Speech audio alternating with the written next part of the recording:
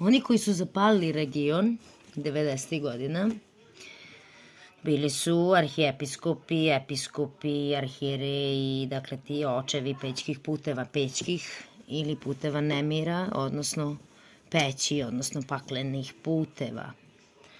Dakle, to su očevi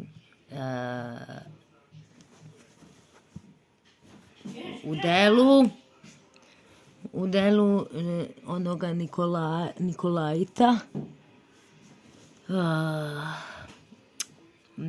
Nikole Putnika, dakle to je to učenje gde u otkrivenju crkvi Gospod kaže da on mrzi dela Nikolajta i to učenje mora biti osuđeno sad ovom rezolucijom.